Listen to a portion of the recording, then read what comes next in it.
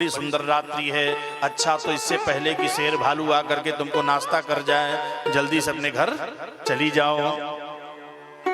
भगवान ने जब ऐसा कहा फिर भी गोपिकाओं ने कुछ नहीं कहा, तो भगवान ने कहा अच्छा मैं समझ गया, तुम अपने अपने पतियों से झगड़ा करके आई हो।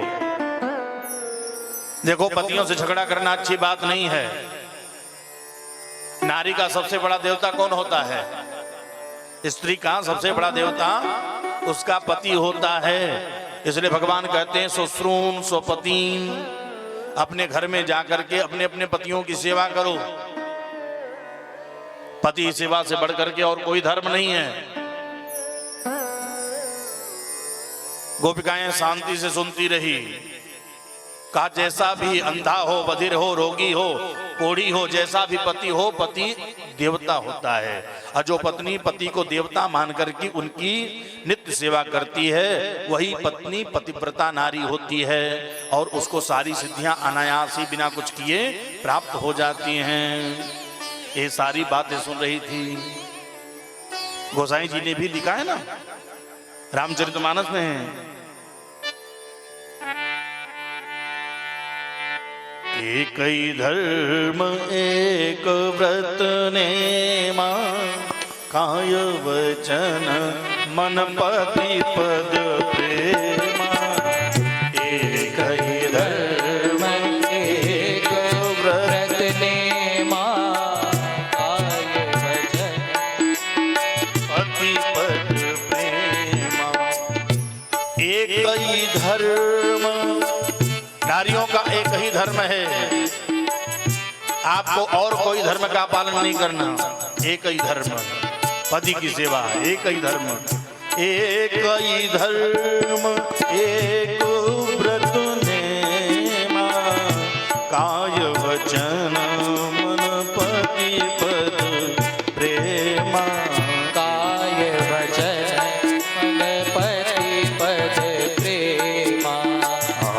एक ही धर्म एक व्रत नेमा, काय वचन मन पति पद प्रेमा।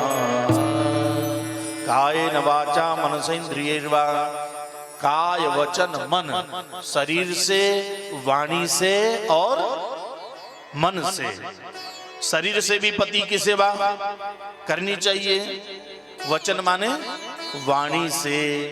कि नहीं शरीर से करें, वाणी से ना करें। वाणी भी पति से प्रिय बोलनी चाहिए। कुछ माताएं होती हैं ऐसी वाणी बोलेंगी कि भगवान ने मालिक है। पति कहीं से बाहर से थका मादा आवे, और कुछ माताएं होती जैसी आवे तैसी बैठा करके बढ़िया गर्म पानी करके गोड़ धोती हैं, बढ़िया उनको जलपान कराती हैं, बढ़िया उनकी सेवा करती हैं। और कुछ नारियां ऐसी भी होती हैं जब पति देवता बाहर से थके मादे आते हैं, कहते हैं बड़ी प्यास लगी है, एक गिलास पानी पिला दो। तुरंत श्रीमती जी का जवाब आता है, हथवा टूट गल का ले कहीं नहीं लेता। दूठे हाथ दे ले वो भगवान हमारे भरोसे। मतलब ऐसी वाणी, मतलब काय वचन। तुलसीदास जी ने कहा केवल काया से नहीं, वचन से भी। काय वचन, ऐसी वाणी बोलिए।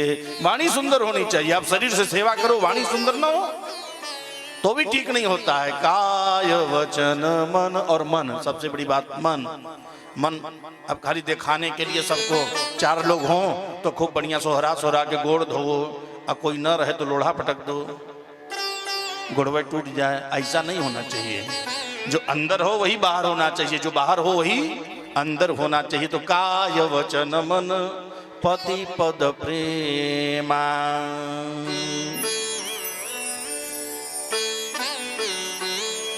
क्या माता, एक माता जी कहीं महाराज जी ये सब सतयुग के मंत्र हैं, कलयुग का मंत्र दूसरा हो गया है। कहा क्या? कहा एक ही धर्म एक व्रत नेमा, चला चलल जा दिखे सलीमा। एक बात बताऊं, ये तो विनोद की बातें हैं, किंतु नारी का, पत्नी का सबसे बड़ा धर्म होता है पति की रक्षा करना। पत्नी का मतलब पतनात त्रायते इति पत्नी, जो पति को पतन से बचावे। आपका पति यदि दुर्गामी है, व्यसनी है, मद्यपी है, जुआ खेलने वाला है, कहीं गलत जगह जाने वाला है, तो आपका ऐसा स्वभाव होना चाहिए, आपकी ऐसी प्रतिक्रिया होनी चाहिए, आपका ऐसा व्यवहार होना चाहिए कि पति आपके व्यवहार से रीझ करके उन सब दुष्ट जगहों पर जाना छोड़ दे। तो पतनात, जो पति को पतन से बचावे, जो पति को कथा में ले आवे, वही पत्नी। जो पति से भजन करावे, माला जपवावे, वही पत्नी। जो पति से धर्म करावे, तीर्थ यात्रा करावे, वही पत्नी। अब पत्नी को, जो पत्नी पति को लेकर के शॉपिंग मॉल में जाके सिनेमा दिखावे, वो फिर पत्नी नहीं होती है, वो तो पतन कराने वाली होती है। कथा से कल्याण होता है, व्यथा से नहीं होता है। इसलिए जो कथा में ले आवे, कथा सुनावे, स्वयं सुने और उसको भी सुनावे, वो पत्नी। कथा सुश्रूण स्वपत्नी, भगवान ने गोपिकाओं को समझाया कि तुम्हारी यदि पतियों से अपनी से झगड़ा